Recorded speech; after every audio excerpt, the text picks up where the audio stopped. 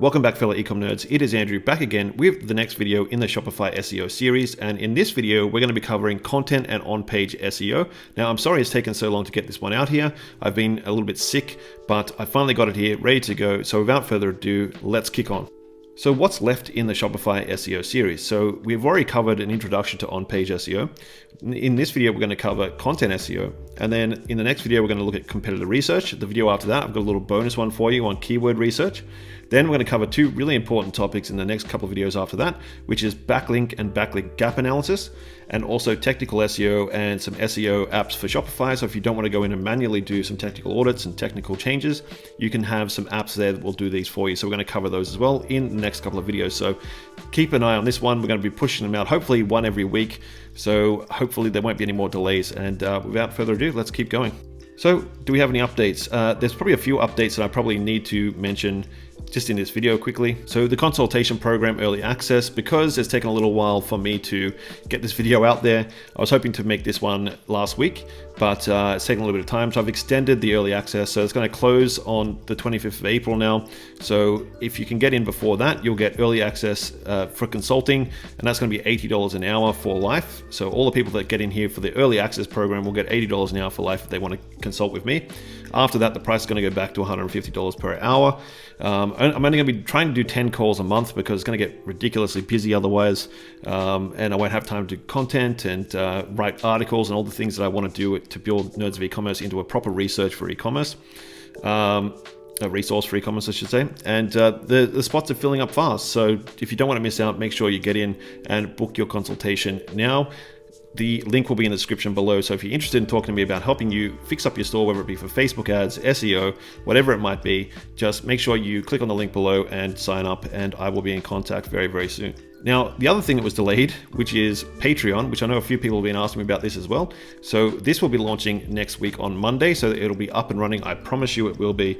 I'm not going to delay it any further. So launching next Monday, there's going to be multiple tiers available. So there's going to be a $10 tier, there's going to be a $15 tier, and there's going to be a mentoring tier, which I haven't worked out how much that's going to cost yet, where we have a smaller group of people that I mentor to help them achieve their goals and kind of go through all the steps there. And it's going to be a lot of one-on-one kind of coaching as well.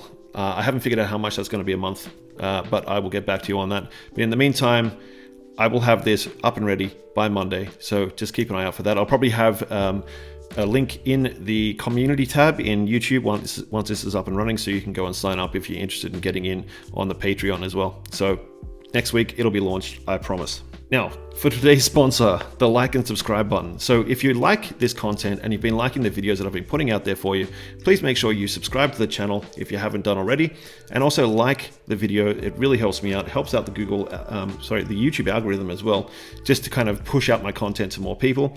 And if there's some other people that you know who are in the similar boat to you, who might be your friends or colleagues or whatever, who are also trying to build e-commerce stores, and you like my content, just please make sure to share the content as well with them, because I really appreciate that. The more people I can reach, the better. So thank you so much.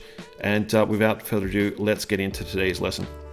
So a lot of what we do in content SEO and trying to optimize content for SEO is looking at the search engine results page and seeing where we want to kind of appear on here. Now, a typical search engine results page looks something like this. Hopefully you can see it.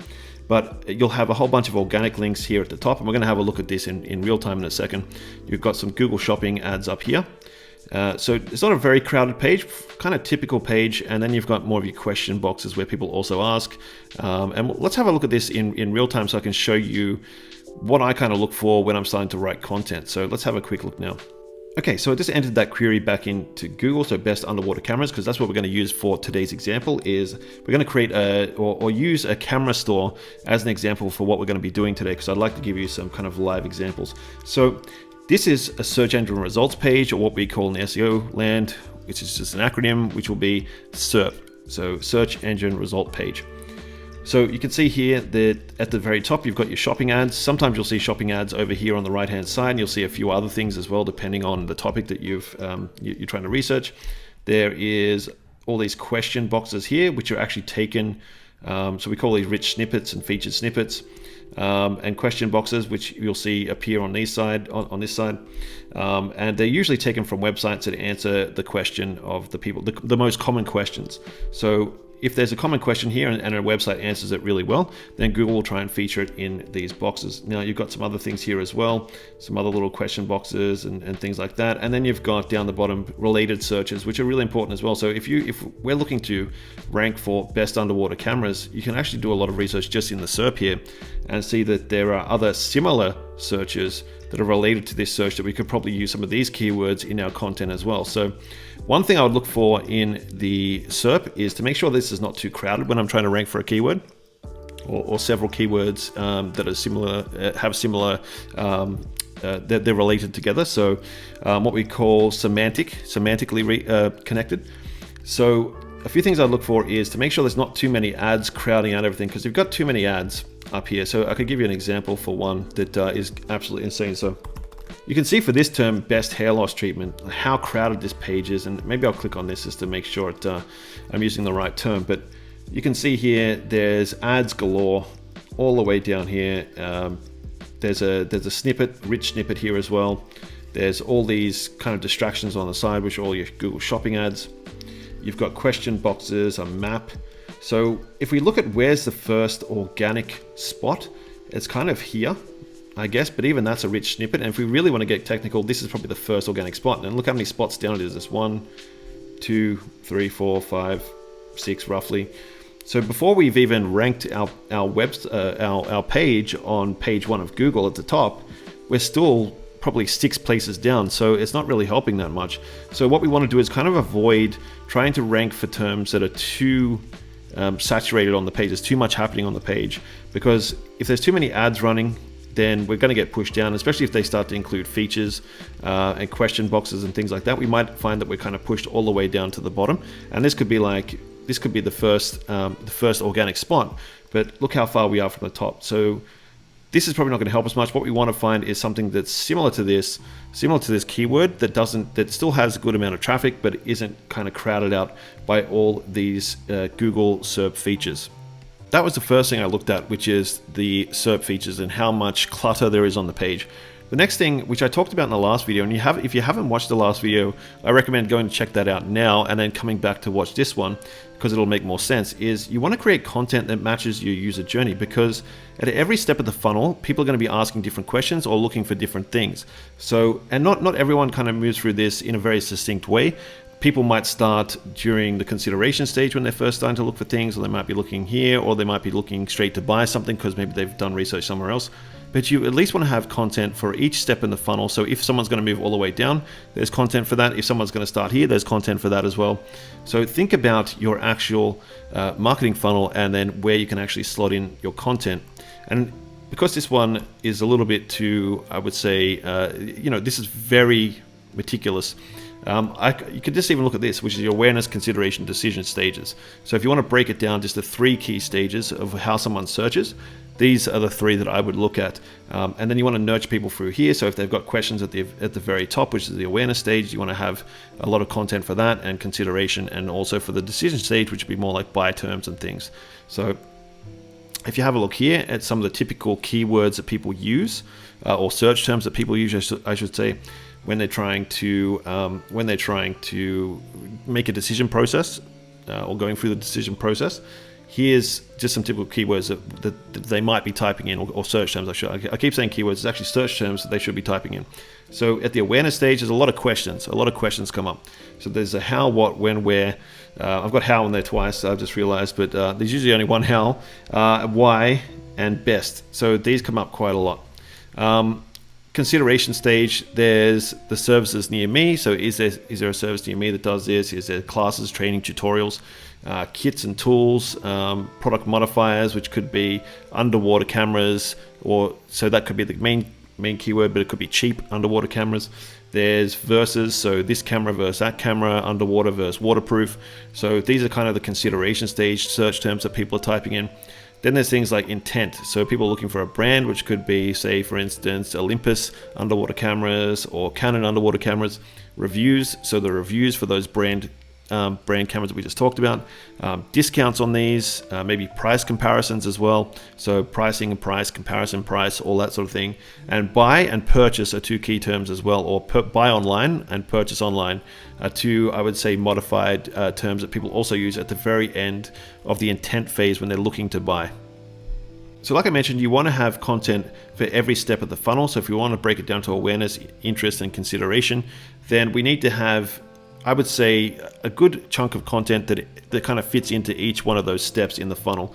So there's a great tool that I talked about in the last video called Answer the Public, which can help you with your how, where, when, all those sort of questions best. They can kind of generate a whole bunch of these. So I just want to kind of go in really quickly and show you again, just to reiterate what we kind of look for in this tool. And then we're going to do a little bit more of a deep dive to show you how I would then start to sort them based on search volume and things like that. So let's go and have a look. Okay, so I've gone into Answer the Public and I've typed in the underwater cameras to see sort of what key terms and phrases are coming back, especially around the question side of things and also the considerations and comparison side of things. So I like to go in here. This kind of view is kind of good just to get a rough visual, but I find it a bit confusing when I'm trying to sort through things. So I kind of have this, I like this view better just because I can sort things out a lot better. So I would start with probably like what I think would usually be a question a lot of people ask. So what are underwater cameras? Okay, I'm just trying to find some key terms here. Give me a second. I'm going to try and find some really good ones that we can start to type into another keyword tool to see how much volume we can get around these. So I've had a look at the underwater queries that have come back after I've typed in underwater cameras here in Answer the Public. And there's nothing that really stands out as a really strong keyword that I might want to use above everything else. So I had a look, couldn't really find anything here. There's a few good questions that we could be able to answer that might show up in the question boxes in the SERP. So what I've done instead, I've gone over to this tool called KWFinder. So KWFinder I use a lot for keyword research. Now you can also do things like go in and have a look at your competitors in things like SEMrush or Ahrefs. But I find that if I just want keywords, then there's probably two tools that are really good for that. I find this one really good, and if you've been running some ad volume in Google Ads, then the Google keyword tool is also pretty good as well. But I find this one really good, and I really like KWFinder. So I've gone in and had a look. And I can see here there's a few terms. There's best underwater camera. Now this one would be, I'm surprised I'm in Australia, so obviously if I was in the US or UK, it's probably be a much more competitive term.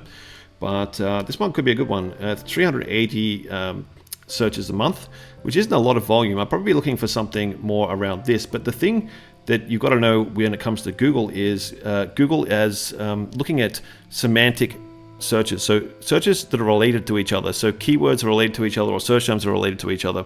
So you can see if I use the term best underwater camera, I'd probably rank for these as well if I could use these a lot in the article that I was writing, or in the ultimate guide or whatever it is that I'm writing. So I would say that if I was going to look for a key term, I'd probably, based on this, probably go for best underwater camera, just because it's a little bit more close to what I want people to be searching for at a specific time. And then also I could probably potentially rank for these as well. Now, if I was in the US, I'm sure this would change a lot in terms of volume. So let's have a quick look as well. Okay, so I've had a look now, and just want to look at some of the terms. Now, there's some better ones in here now. Best underwater camera, obviously you can see there's a lot more searches now. So this is really good. There's also the use of waterproof cameras. So these are kind of related together, and Google would probably more than likely understand that these are related together. When someone's looking for best underwater camera and waterproof, that they would say that these are part of the same family of terms, or they're semantically linked. So they're good, but you can see here, obviously my market in Australia is a lot smaller than, say, the US or UK or Canada. So when I look at the terms there, I can see a lot more coming in. So you can see here, best underwater cameras would still be a great term now, because it's over at least 2,000 searches a month. It's worthwhile me putting together a really good, strong piece of content, because I'm looking for something at least between 1,500 to 3,000 words, 1,500 to 3,000 searches, a month, when I'm looking for a keyword that I want to optimize for. So this one's really good. I'm also looking for a few other ones. If I had fishing cameras or underwater fishing cameras, these would be really good. Or I could even write an article or a little piece or a little blog piece on using an underwater camera for fishing. So if you wanted to take some shots of underwater fishing, then I could write a little article on that to rank for this term, and I could link these together as well. So this is a great tool if you kind of get stuck on the answer the public tool, which is usually really great for these sorts of things. Then the next port of call is something like KWFinder, or like I said, Ahrefs or SEMrush, to look at your competitors and see what keywords they're using and what they're ranking for.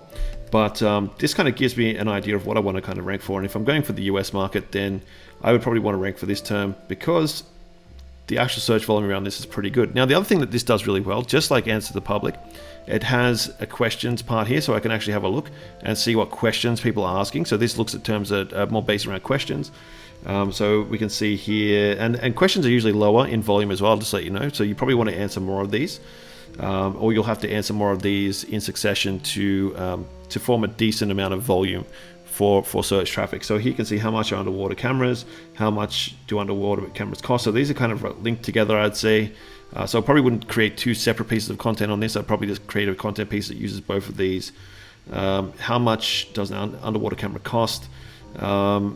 So these are all questions that you could potentially write content, like I would say small pieces of content around, or even in collection pages or something like that. So this does a really good job of actually showing you questions that people are asking based on your term as well. And there's another part too. So this is another cool thing that KWFinder does, is it taps into the Google API, and you can actually see some of the autocomplete results that might come up to when someone types in this main keyword here, or your seed keyword. That you can see that there's some other keywords that are related to this that usually would pop up inside of the autocomplete, which Google would usually say are highly related to this particular seed term that we're looking at here. So these are particular keywords you could use with inside, say something like an ultimate guide, or break these out into their own separate pieces of content to answer questions, potentially in a blog post or something like that. So it's a really cool tool. Now, KWFinder is quite, I wouldn't say expensive, but it's definitely going to cost you some money, as opposed to Answer the Public, where the Answer the Public does have a pro version as well, which will also cost you money, but at least gives you some time to go in and explore some things. KWFinder does as well, but it's very limited. So if you really want to get the most out of KWFinder, it is more of a paid tool.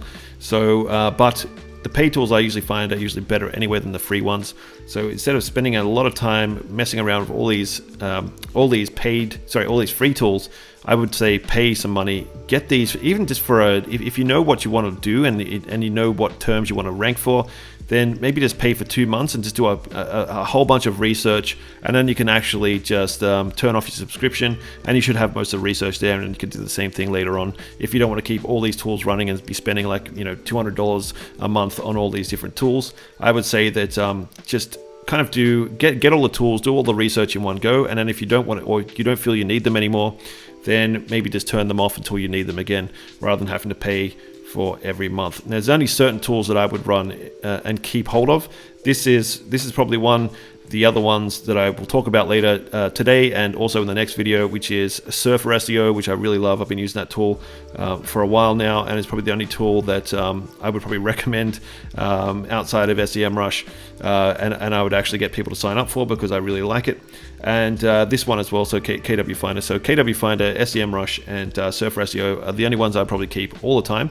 If I've got a rank tracking software, if it's a big website that I'm trying to rank track, so I'm looking at how my rankings are fluctuating over time and moving up to make sure everything's moving in the right direction, then I'll make sure that I have one of those as well. But other than that, if there's any other tools that I kind of want to use, I usually turn them off after I've done my main bit of research. And if I want them again, I will come back and I'll use them again. The other cool little thing I wanted to mention quickly on this tool too, on KWFinder, is it does have, apart from search volume, it also has trends. So you can look at your search volume, how much over time, like this has been fluctuating, which is really good. So you can see if there's certain times where this is kind of peaked, and maybe it's not so, it's not getting as much search volume as it used to.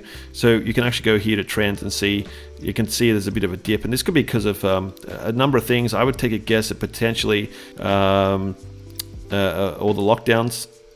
So this could be why it's, with people in quarantine and at home, this obviously might go down because there's less people looking for underwater cameras and going out and going on trips and things like that, and going on snorkeling trips. So this could be why I think this might have tanked, essentially. So this is really cool because you can see if there's any trends going up or down. I don't know if we can have a quick look and see if there's anything else that might be trending here. So I can actually click on this and it'll refresh all this, so you can see, okay, there's a massive, that's kind of just died off. If I look at this, yeah, you can see this, it's fluctuated quite a bit. It's going up, it looks like it was going up again in February and then it's kind of died back down. This could be also to do with seasonality, depending on where you are. So in the US, obviously, it's probably colder month as well, which is the other thing. So there's probably not as many people going to the beach, depending on where you are. So that could be another reason why this trend is going downwards. But this is cool, is that it gives you a lot of things to look at and take into consideration when you're trying to, one, find the topic that you want to write about, and two, finding the keywords that you want to use within that particular piece of content you're looking to write. So KWFinder is a really cool tool and I highly recommend it, as well as this one as well. So Answer the Public is really good as well for finding these question-based queries that you could even, once you find some of these, copy these and put them into KWFinder to see what sort of search volume they're getting, to see if they might be worth actually running content for. So like I said, great tool. It does cost a little bit of money, and I'll put a link in the description below so you can go and check it out. But I recommend this one over any of the free keyword tools that are out there. So go and check this one out. So the big question I get asked a lot about when people ask me, should I write long form content or short form content, is which one should I go with? Which one? My answer is a confusing both. So what I mean by that is, depending on where the person is in the funnel, because it all ties back to there again. So think about the awareness, consideration, and intent stage, because we want to close off people's searches. We want to make sure that we have a piece of content there for every step of the funnel so we can close off their particular search process. So if they're at the very beginning, then we want to make sure we can assert our authority and also have some really good utility or actionable content that they can go away and use. So if we're taking something like the underwater photography or underwater camera example, then if someone's at the very beginning or those first two stages, where their awareness and consideration stage, then we want to make sure that we are an authority on the space, that we have a really good article out there, and that it's full of really actionable content that someone could go and read about that, go and buy the camera they want to buy, and go out and start doing underwater photography. So that would be a really key piece of content that you want on your website. Now, you don't need to write a piece of long form content or skyscraper content, as Brian Dean used to call it, for every single topic on your website, but for those really key topics that are tied to your products and products that sell really well, your best sellers and things like that, you might want to have an ultimate guide or definitive guide or something like that. Now, when I talk about long form content, I'm talking about content pieces that are between anywhere from, I would say, 3,000 words to 5,000 words.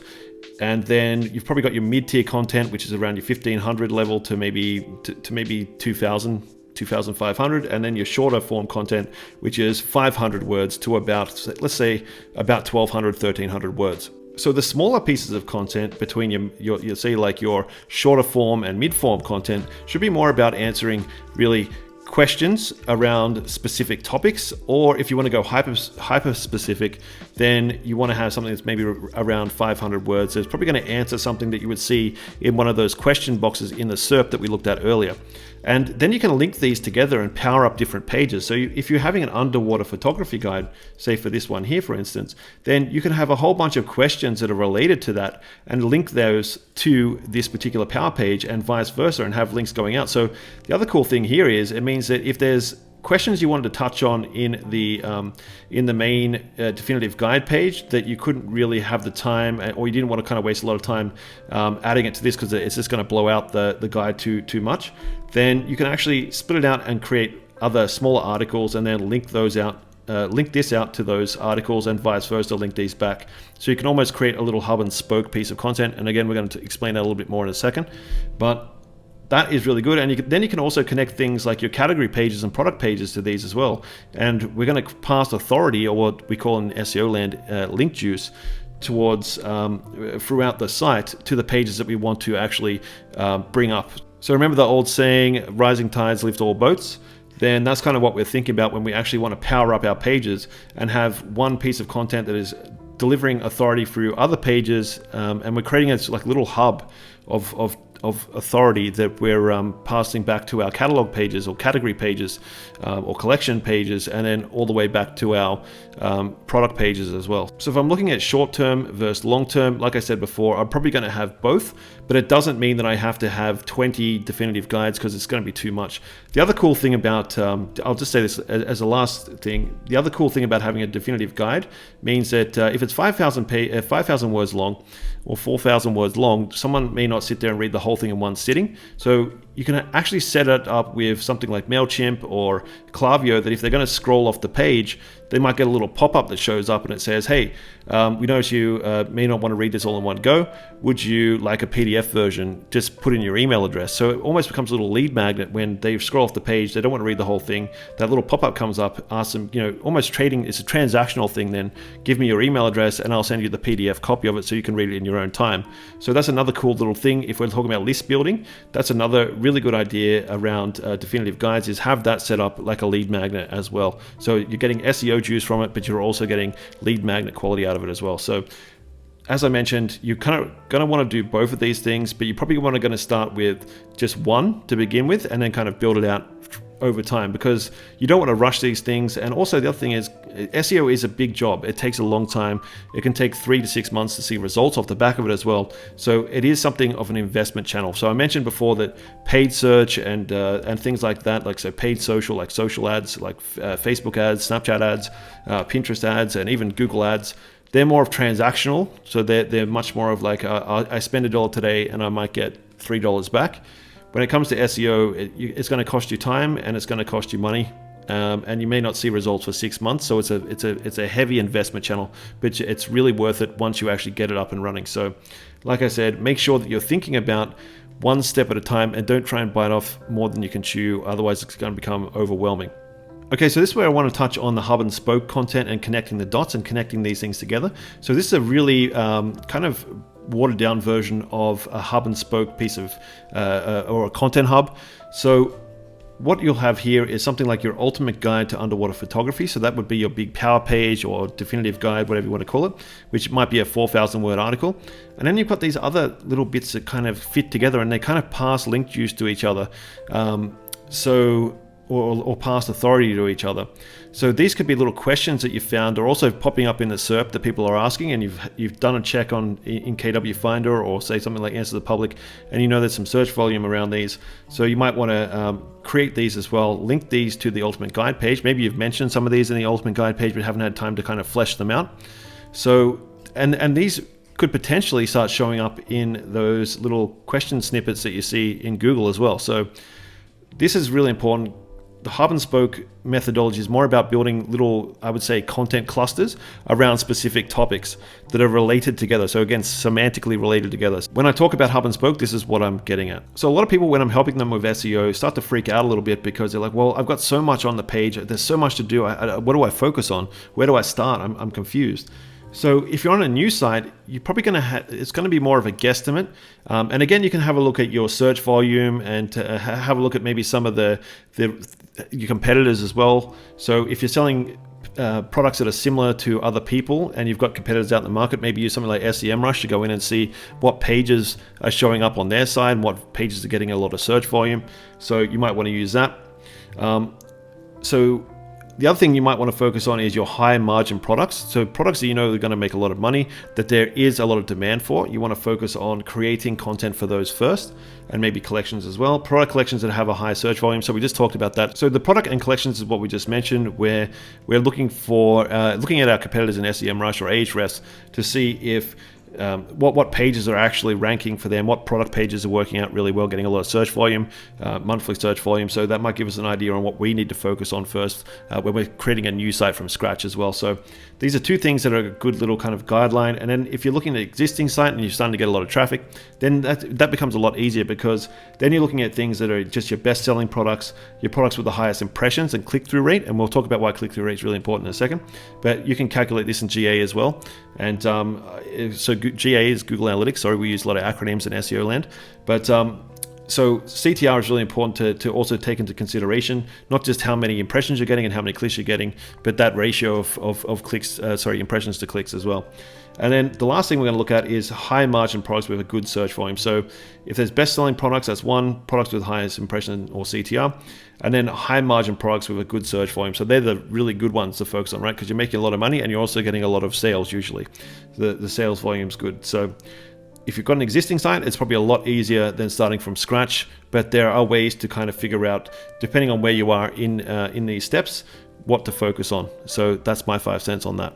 When it comes to on-page SEO, now I talked about this in the last video, but I'll kind of mention it again, that you need to look at linking your relevant collection pages. So if we're looking at something like DSLR cameras and we've got underwater cameras, we're selling both of those, maybe we want to link those together because DSLR cameras are kind of like the parent collection. Then we might have other sub-collections or other collections that are related to it, which could feature underwater cameras. You want to link your relevant product pages.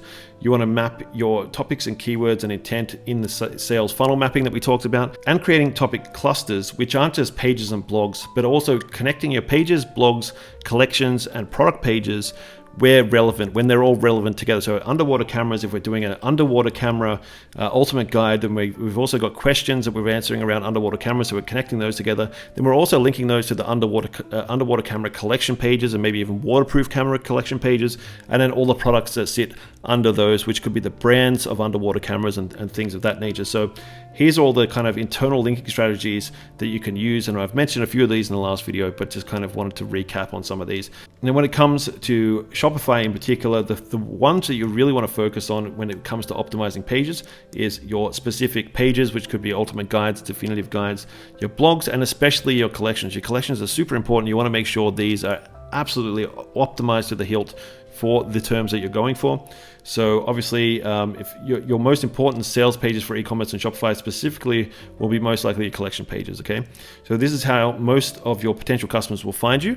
But if you can have ultimate guides and blogs that are also passing authority to these pages, it's going to help them rank as well. And that's what I'm mentioning below here, where you can say you can also use pages and articles and posts on your blogs to boost your collection page, search ranking, and traffic as well. So it's passing that authority from these particular blog articles that could be ranking really well, and actually pushing that onto your collection pages to help them rank as well. And obviously your collection pages are tied to a whole bunch of products as well. So that's when we get down to more the intent stage where people are actually looking to buy.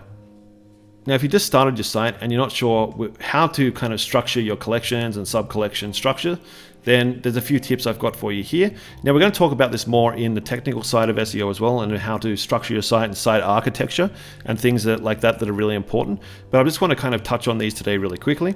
So if you want to have a look at your collection and sub-collection structures or your site architecture, then you can have a look at your competitors. You can have a look at optimizing collections based on your customers and how they're searching. So if you have a search bar or a search option on your page, you can actually track that in Google Analytics. You can track what people are searching for, and this might also be a good way of optimizing your collections based on what people search for and how they search. And then also build collections based on your top performing products and keywords, so you can have best sellers and things like that as well. So here's a few little tips on how to get started when you're looking at how to start from scratch to sort of get your site structure in an organized way. So collecting collections and sub-collections and things like that. And here's some examples of the collection pages and the categories. So you've got a category here, which could be your target keyword, the material. So it could be the leather couch or leather whatever. It could be underwater camera instead of DSLR camera. So there's different ways you can kind of split out your collection pages. It just depends on how you want to do it. And there's no real right or wrong answers, but like I said before, you always want to see how your competitors are doing things if you have competitors in the space, which I'm pretty sure, depending on the product you have, that most people would have competitors that they can go and have a look at. Or just kind of mapping it out. And like I said, in the technical SEO video, we're going to show you how to do that a little bit more. Like there's more of a scientific approach to it, which we'll go through. So And then you've also got your subcategories that kind of relate to these. So the color, the region, so what country they're from, perhaps. So if we're looking at something like whiskeys, are they from Japan? Are they from Scotland? Size, what size are they? So there's obviously, when we talk about whiskey as well, there's 750 ml. There might be a 1 liter one. Model, if we're looking at cameras, what camera model is it? So there's different ways you can split out your categories and subcategories as well. And this is just a quick look at how you could probably connect all of your pages together, or collection pages together, using internal linking. So if I had a DSLR camera collection, I'd want to link that to my compact collection, compact camera collection, also action and sports cameras, and underwaters as well, because these are all related together.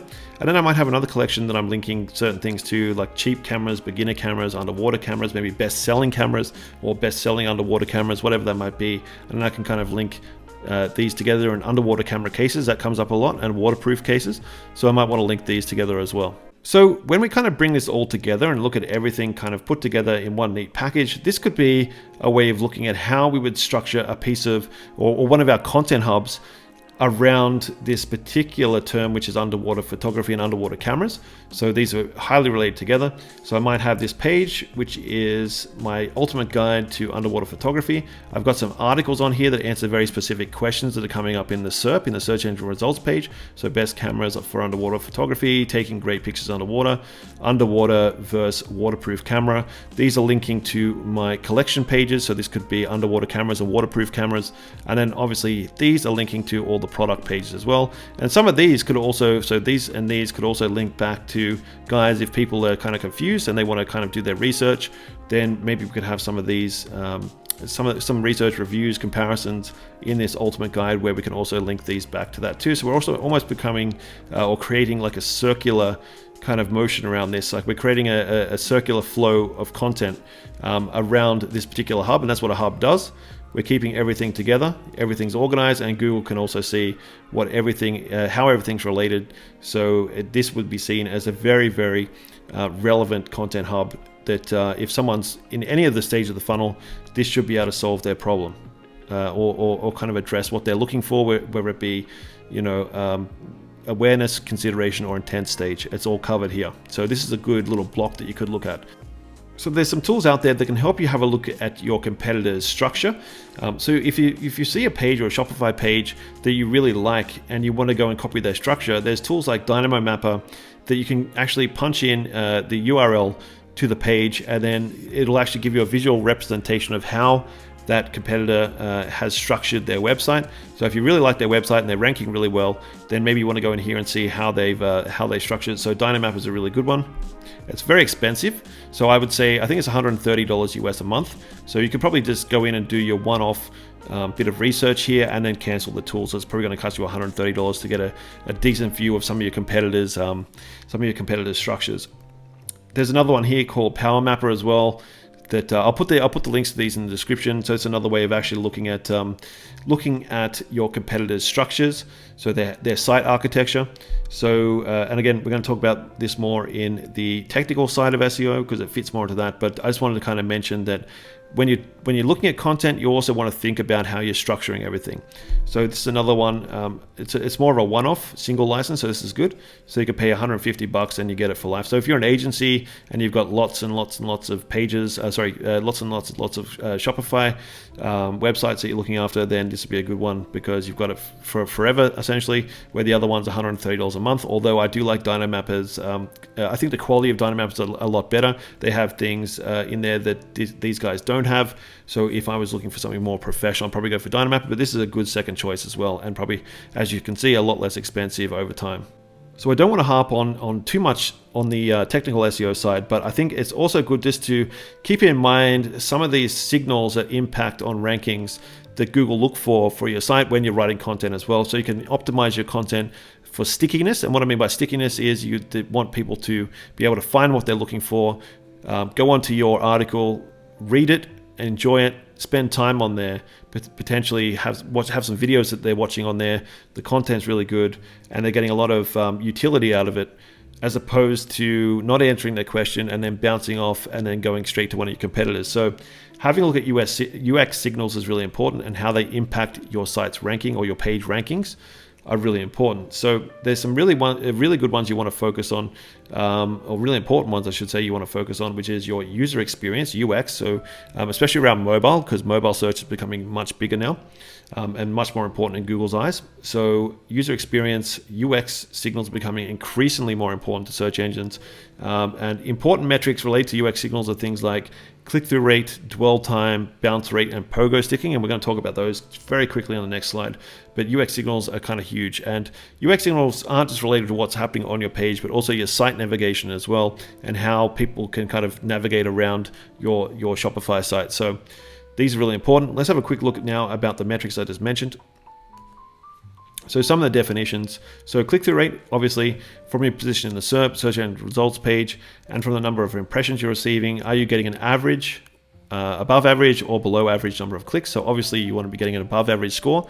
So what that means is, are you getting, compared to the impressions of your competitors and clicks that your competitors are getting on the SERP, are you getting a higher impression and click-through rate, click score? Because obviously that will determine how Google ranks you above all the other people that are going, trying to rank for the terms you're trying to rank for. Dwell time is another really important one. How long do people spend on your piece of content? Again, I talked about stickiness just before. So you want to make sure that your pages are super sticky, that they're keeping people on there, that they're keeping them reading, they're keeping them scrolling down the page. So you really want to make sure that you're answering the questions that people are looking for, that there might be a lot of great other pieces of content in there that they might not have even thought of, that gives them a little bit of food for thought. And you might even want to add some things like video and stuff like that to keep people watching, because Google doesn't always see why someone's actually stuck on the page. So if you're using video, it's a good way of keeping people on the page for longer. And obviously, if the page is really well optimized and it has some great pieces of content in there, or great utility content in there, then it's only just going to help people stay on the page for much longer. Now, bounce rate is when people leave the page without taking action. This is not always a bad thing. People get confused about bounce rate.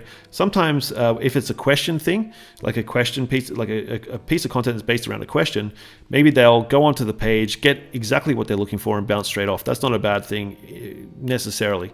But if you can reduce bounce rate, I think it's always better to do. But sometimes it's not always it's not always a bad thing when the bounce rate is kind of high.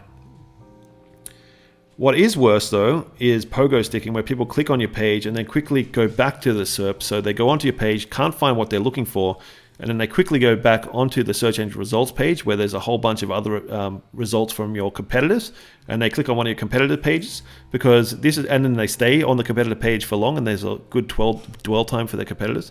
That means that in Google's eyes, they're saying that your content's crap and your competitors' content's good, and they're going to reduce your rankings and rank your competitors higher than you, because in their eyes, they're providing good quality content to the searcher, and you're not.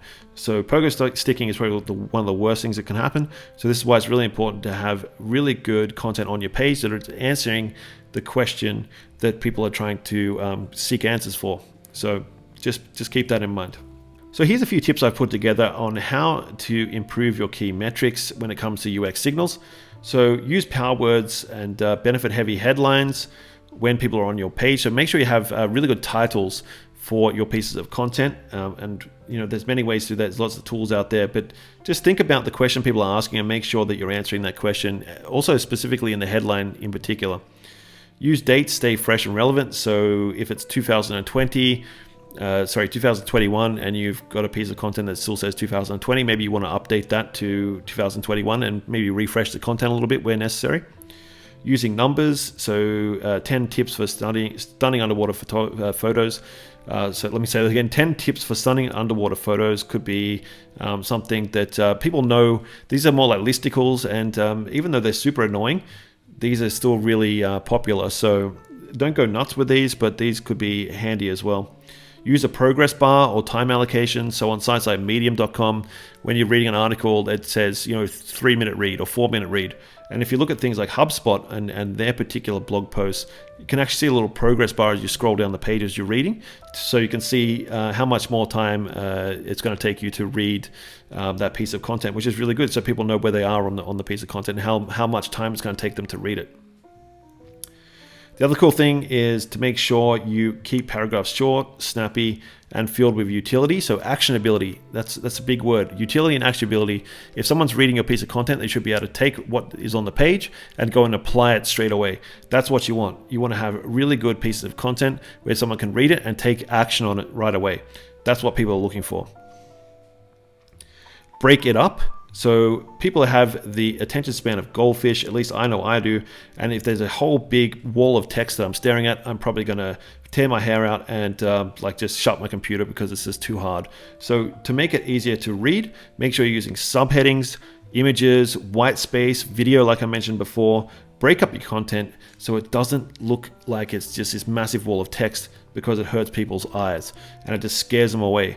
It's also going to help with dwell time as well. So just keep that in mind. Put your best ideas, advice, and tips at the beginning of the content piece. You don't know how long someone's going to stick around for. And the one thing you want them to keep, one thing you want to do is make sure they're going away from your article or from your ultimate guide with some actionability, because that way they get what they want out of it. And it's just going to help, especially if you're trying to sell something further down the funnel, that if they got what they want from you, they're going to remember that, and it's going to build up trust with them and authority. So they're more likely to buy from you than they are from a competitor. When we're looking to write the content, there's two things that I look at when I'm trying to figure out what should I write.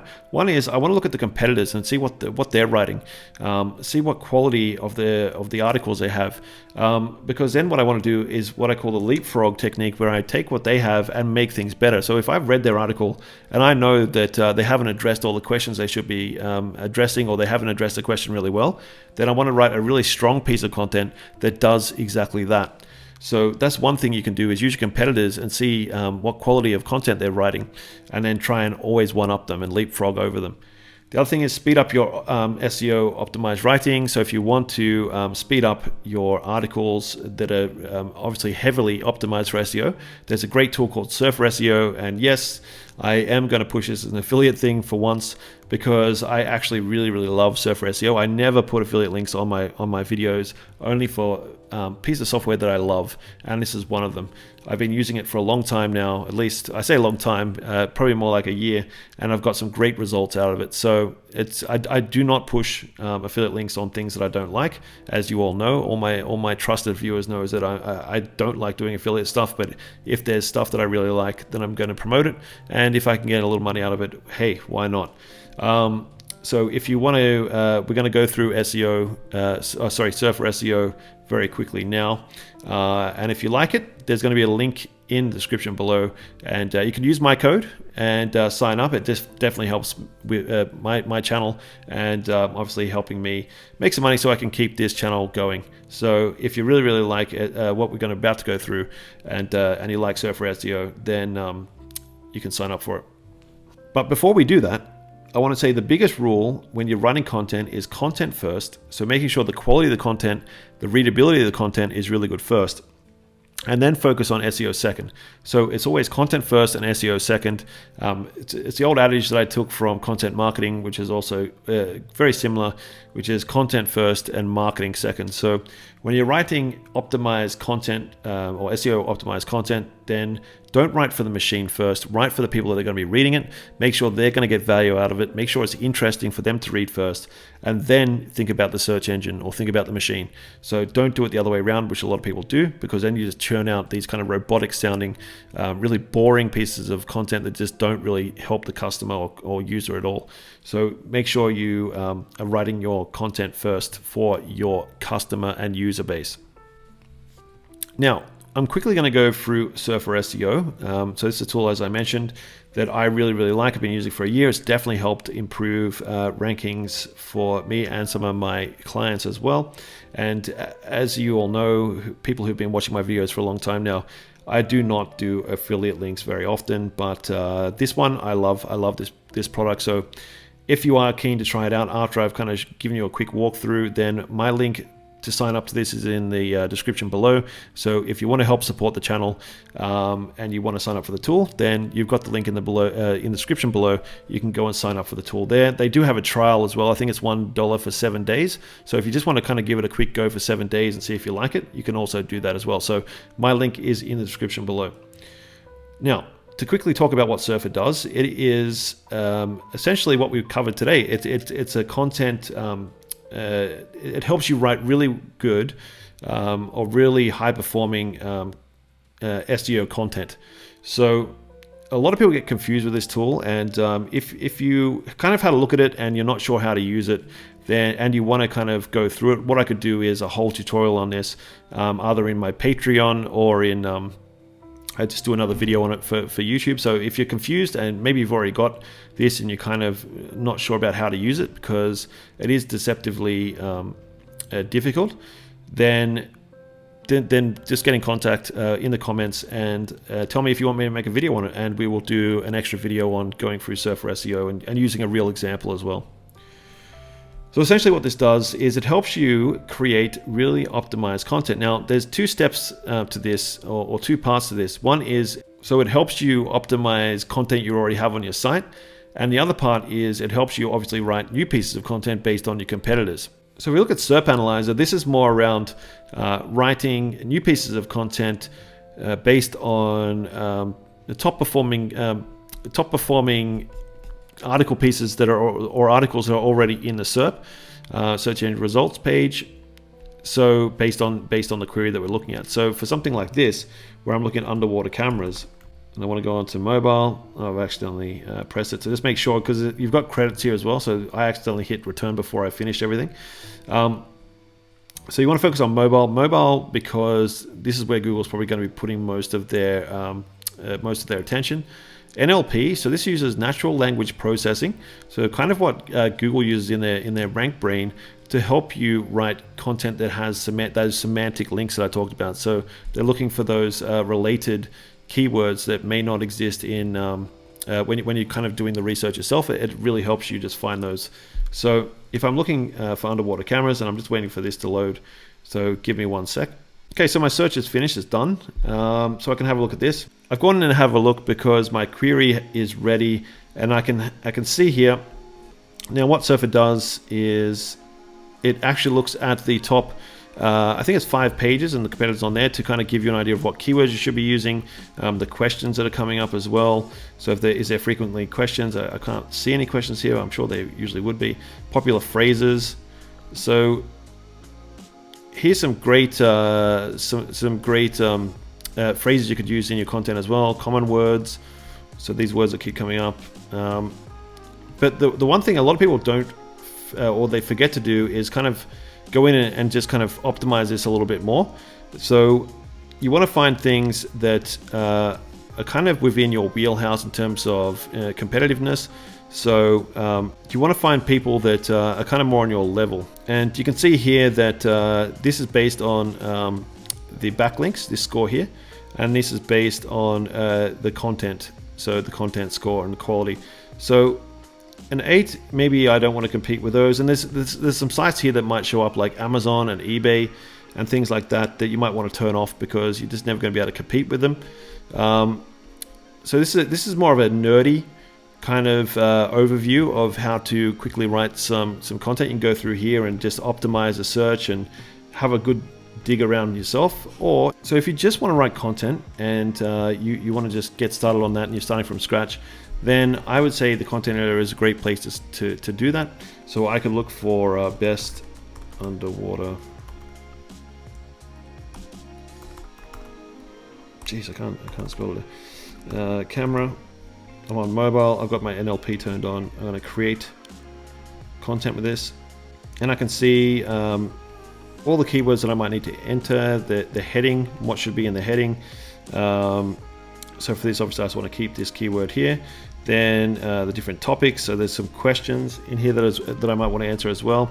So we go back to terms, and I look at. So go back to all, and then I might want to see. Okay, so I've got to use this. What is that? 1. So it's used once, and I can use it up to 15 times, but I probably don't want to use it 15 times. So what you could do is, let me find one that's a little bit easier to explain. It's one that's, okay, cool. Price points. So there you go. I've used it once, and it's come up as green. So what this is essentially doing is it's writing, it's actually optimizing my content for SEO for these terms that it's used the competitor data out of the SERP for this keyword, and telling me that the competitors are using these keywords and they're using them this many times, the article's this long. So it's telling me how I can actually optimize my piece of content as well. So this is a really cool tool for that. And if you want to jump in and write some content, obviously you might want to kind of pepper this with some of the keyword research you've already done. But you can see here how many times you need to use something, what your heading should look like, topics in here, notes, you can keep notes as well. You can actually send this across to a writer. So if you don't actually write the content yourself, or maybe you just want to do the SEO content yourself, the SEO research yourself, and then have someone else write it for you, maybe a journalist or someone who's a good writer, you can copy this link and send it to them, and then they can go in and actually use this template, or you can connect it to Google Docs potentially, and they can go in and then start to write content based on the research that you've done here. So another really cool little tip is you can use this content editor inside Surfer to quickly churn out some content. And like I mentioned, if you want me to go through Surfer in more detail, because I could do a whole 20-minute tutorial just on this, then let me know in the comments below, and I will actually put that into the list of things to do, and we will create a whole video on that. And the other way we could do it too is Surfer has a great content bank of tutorials, and I'll put the link to their YouTube channel in the description below as well. So if you're wondering if you want to check this out, then you can sign up. Like I said, use my link below. Really appreciate it if you do, and then go over to the YouTube channel for Surfer, which I'll link as well, and you can start to do some of the tutorials over there and get the real power of this tool, because it is really powerful. Now, as I said, you can see here all the keywords you can use, the headings, there's some NLP, so some extra keywords you might want to pepper in there as well. It tells you the length, so how long or how many words your particular piece of content should have. The headings and subheadings, how many paragraphs, at least 90 images. So it also tells you how many images you should probably add into this as well.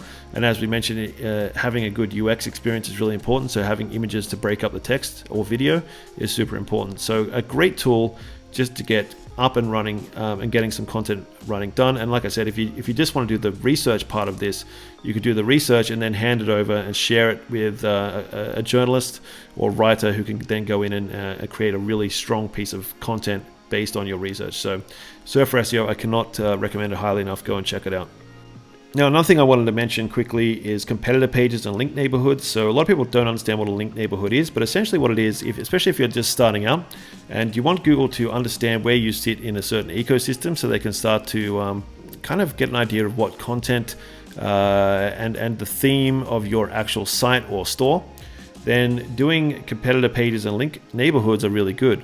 So why create a competitor page and how to structure a competitor page is something we're going to cover. But you can also use related department online stores, blogs, industry journals, related influencer sites, and related review sites to build these link neighborhoods. And I'm going to explain a little bit more now what I mean by a link neighborhood. So I'm going to take an example, and there's a few ways to create link neighborhoods, and some people get nervous about linking out to competitor sites. Now, I think it's okay if you do it in the right way, and it can be really powerful to quickly help Google categorize what sort of store or what sort of site you are.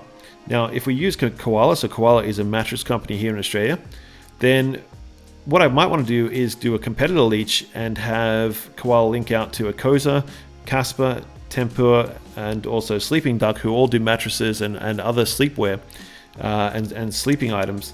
And so Google can kind of understand that I'm part of this neighborhood of sites. The other way I could do it as well is have links out to sleep blogs and mattress review sites and other sleep related blogs as well. Sleep related sites as well, or mattress related sites.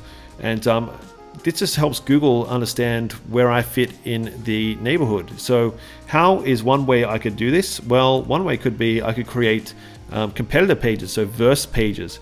So it's in this example, Koala does a great job of comparing itself to Sleeping Duck, also Casper and a few other ones. And I'll show you in a second just some of the ways they've done this, but they create pages that are like Koala mattress versus Sleeping Duck mattress, and then they'll link back out to their competitor. So that's one way of creating a linked neighborhood that still puts you in control, where you can say why your product's better, and also still use the linked neighborhood technique to link out to the people that are in that cluster.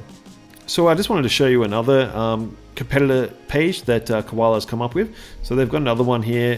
Whoops, it's got a pop-up. Gotta love the pop-ups. Koala mattress versus Temper mattress. So that, again, they've got this here. They've got a breakdown of how theirs is better. It links out to it could link out to their page, but it also makes sure that they're ranking for this term that people are searching for in that consideration stage. Where people might be looking, going, oh, okay, so how is Koala compared to Temper?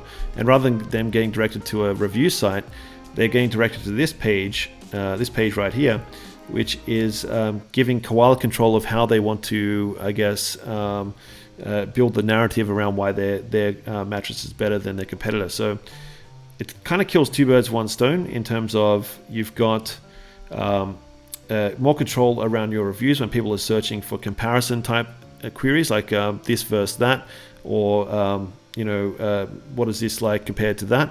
And you can also have a link back to your competitor as well if you want to be cheeky, and it helps you build that little link neighborhood like I mentioned. It helps Google see where you kind of sit in the ecosystem compared to competitors. So Koala does this really well. So if you want a good example of how to create these types of pages, these guys do it really well. Now, again, if you get stuck on how to build a page, because I know Shopify, unless you know HTML, CSS, and maybe a bit of Ruby on Rails as well, and JavaScript, you're probably going to struggle a little bit to create custom pages. So Shogun, is a great page builder for you. It's another plugin that you can use to build really cool pages and stuff within Shopify. It's more like a drag and drop. So if you use things like Webflow and Wix and those types of page builders and website builders, Shogun's very similar, but it obviously helps you build these pages for your Shopify store. So if you don't know more of the technical coding skills, then or don't really want to mess around with the theme files and things like that, then you can create your own pages using Shogun. Again, it's going to cost you a little bit of money, but if you want to create those sort of pages, or even just have like landing pages, this is a really good tool to use as well. Okay, so I've just got some final ideas on writing content that matters. So I just want to kind of wrap this up and just say that when you're writing content and it's question-based, it's addressing the specific question, the one question they have, it's got to answer that. Entertainment, if it's more of an entertainment type thing, or even if it is a question-based thing, maybe you can make it more entertaining by telling stories. People always remember things when it's told in story format. We're just kind of geared that way. So if you want to make things more readable and you want to increase that dwell time, then maybe you want to make the piece of content really maybe funny or something like that, or entertaining. Tell a story. Ultimate guides bring it all together. So your ultimate guide might be a combination of these things, or a hybrid of these things, question-based and entertainment story style, but heavily based on utility. So ultimate guide should be something, think of it like a tutorial where someone can go and read up on your ultimate guide or definitive guide, and then go and take action straight away, or learn a good deal about the topic that they're looking to get more information on. Now, another way to boost up your traffic is also to post on external sites. So there's sites like Quora, Medium.com, Substack. So you can actually build a passionate community around a particular topic as well using Substack. And things like Pinterest too, because a lot of people forget that Pinterest isn't really a social media platform. It's more like a search engine for images. So it's a great way of getting infographic-based, images onto your Pinterest boards as well, because it's going to help show up in search for image-based SEO. So Quora is a good one. Medium.com obviously is a really good one. Substack and Pinterest, and you can write your articles on these, and or answer questions on things like Quora, and push back the traffic to your main website. So it's something I did on Quora. I actually wrote on Quora quite a bit. I've done pretty well on there. And again, if people are interested on getting traffic on Quora and getting a following on Quora, I could do a video on that. So if you're interested, put it in the comments below. But this is something that I've worked on, and I've been writing on it for about a year and a bit, I think.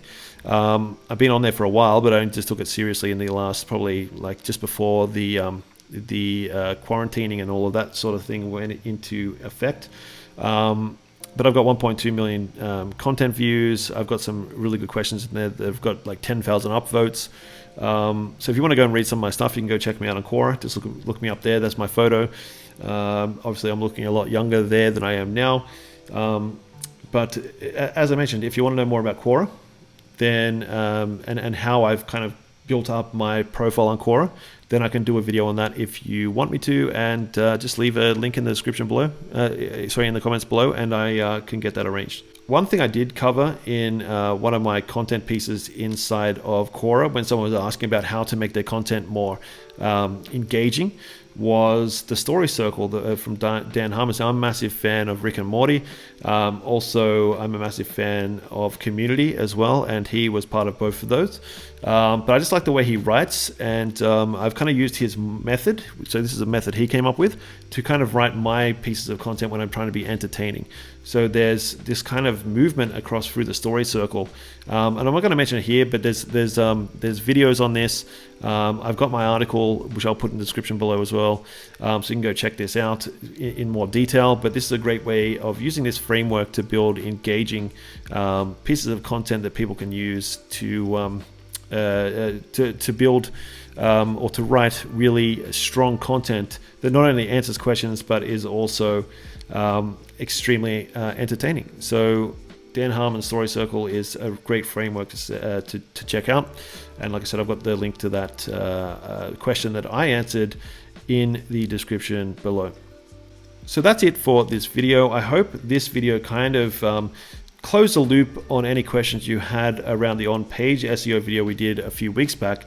And as I mentioned, going forward, the next video we're going to be doing, hopefully, I'm hoping to get it out by Sunday, is on competitor research and using SEMrush to do competitor research, comprehensive competitor research. If you've got Ahrefs, it'll be very similar to that, the process.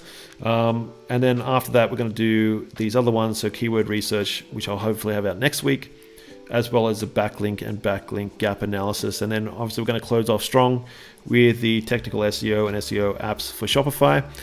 And as I mentioned, if you're kind of keen to learn more about SERP for SEO, then I could do a video on that as well. But there is some comprehensive tutorials on their own YouTube site, YouTube channel. So yeah, as I mentioned, I would recommend going and check that out if you're interested. So that is it for today. Hopefully you got a lot out of it. Like I mentioned before, please like and subscribe if you really like this. All my other content as well. This really helps with the channel to get pushed out there in YouTube land so more people find me.